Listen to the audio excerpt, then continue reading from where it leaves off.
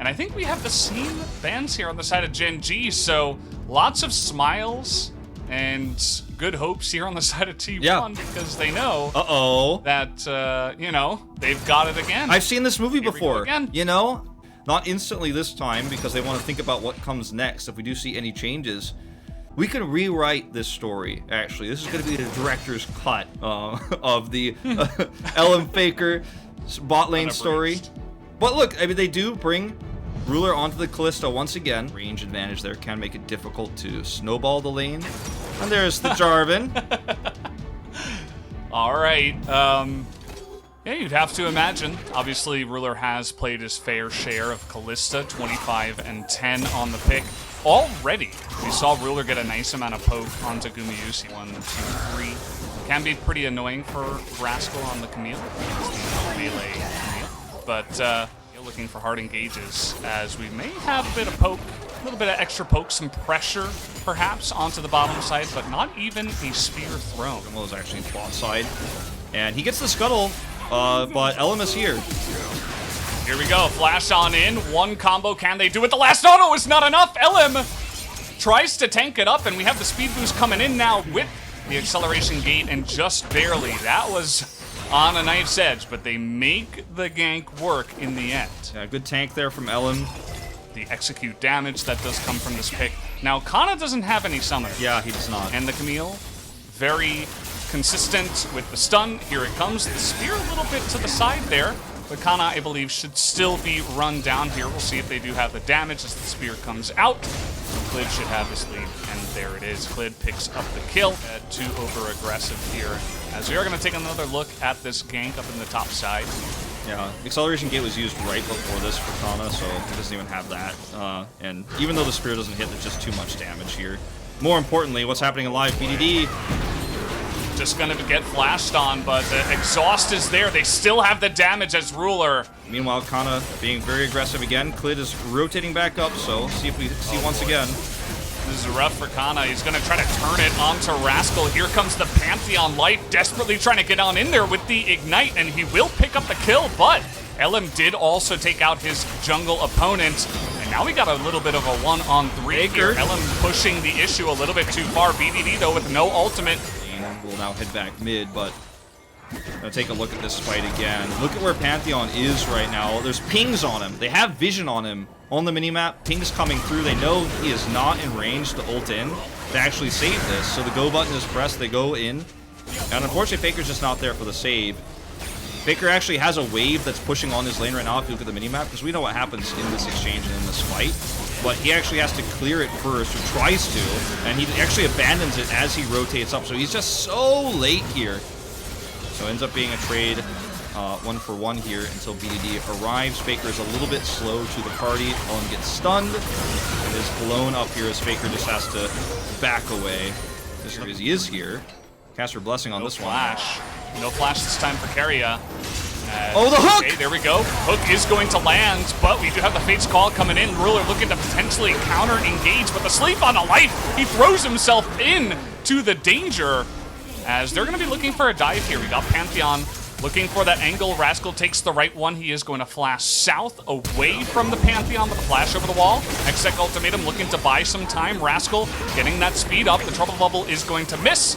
But at the end of the day, still going to be the kill going the way of LM. However, you know, Ruler is going to get some extra plates here right before 14 minutes. On Gen G to try to force fights and engages. And if they don't have it, it might not go their way. As we're looking to just burst down Rascal, LM, the Ninja Pantheon. They were not expecting that, and easily able to shut down the Camille once again for his third death. Do quite a lot on the Sibelius. Can push turrets down very quickly. Can push. Hold that thought. Keria getting the insta-cleanse, but he's got to be careful. You know, the Kalista is incredibly strong, and if you're fighting into her, she is still going to shred you. So, very much a matchup that can start to skew back towards Gumayusi's favor. Not gonna see any pentakills, I don't think. Not sure about this one. You want to have hard engage, you want to have tools to enable your engage, and you just lost a big one right there. Keria, though, I'm not sure about this. Hope he's got a stopwatch. Looks like he's got absolutely nothing, but still the first damage coming out onto Clid is massive. Looking to turn it now onto Kana, who's kind of caught here all alone. The gameplay button out of the Syndra is going to just burst him down. This is going to immediately create that 4-on-3. You see Faker and Gunyusi trying to just shell at them from the backline, and Elam surviving for an incredibly long time. Low health bars here on the side of Gen G. An incredibly close skirmish as Faker gonna get stunned down by BDD. In the backline here, 1v4 is eventually gonna get taken out, but at least he takes BDD with him. Was on a nice edge, Valdez. We go all the way back to the beginning here. Keria is in a really, really precarious spot. Does get the play away. And you can see the combination, everyone collapsed in onto Life, but he did what he needed to do. He pushed back the 3 members of T1 on the left side, so we can see this collapse onto Kana. And Gen G, if they can get on top of their targets, their damage output is really, really strong, as you mentioned with the Kalista. Watch how much damage they're able to put in here super quickly. A lot of stopwatches end up getting burned. And for T1, they have to kite back. Their composition is all about range, but when Gen G gets on top of you, there's just not a whole lot you can do. Ends up being a very closely traded back fight here as BDD goes down as well. But the fight does go the favor of Gen G. Pantheon doesn't feel so great anymore because, you know, when you're setting up stuff like this, you can't get isolated. Oh boy. You're the front line. Yeah, he's got a shield, but that's not gonna save him against 5 members. As okay, Faker, he's angry. That's gonna set up the kill. Kana comes in. Just have to sit up here very passively. Almost 100 CS down. Teleport coming in. Ooh, great lantern. Goodbye. You see a little bit in an awkward spot here. Has to fight straight up against Ruler. And Life in particular if he does overextend. So watching this again, Pantheon has to try to check for vision, right? He's the only real front line that this team has. So every time he steps over the line like this, there's an opportunity for a pick for Gen G, and they come in like piranhas. The sleep for Faker allows Kana to get that. T1's composition with all the poke that they have is insanely good when everyone's rotating around mid. They have so much siege damage, they have so much poke. So Gen G, even though they pushed the wave first, and I wanted to set up perhaps a fight around the brush, a few shock blasts come through, Faker hits some Qs, and then Gen G have to back off. T1 do not know. And this has been a big problem. And if Pantheon goes to check vision, he might just die. So Elam is scared to check, and they're just gonna sneak this Baron away, Valdez. Freebie. Absolutely. He got all the Ren set he needs. The smite comes in, and now they're looking to turn it around, trying to get on top of that, but they gotta be careful about running straight into Gen G with the Baron buff. And even then, it's gonna be difficult to land. Okay, we got the sleep onto the Kalista. But he doesn't care. Yeah, he doesn't care. It's going to be a full health and it's like, but either way, trying to push the issue here. Want to engage onto Kana as Life nearly dies, but again, many tools for him. Not going to find anything. This is actually really risky. Oh, no. Okay. Clid, what is going on? Why are you there? That might just be the key that T1 needed. We're not going to see that hook land, but already 2 kills, and Elam has found backline access. Now, he's alone, as Rascal is going to be alone as well. Elam going to just try to survive.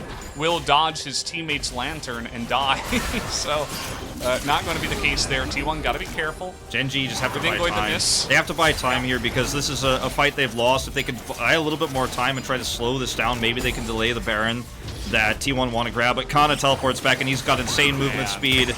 He wants this.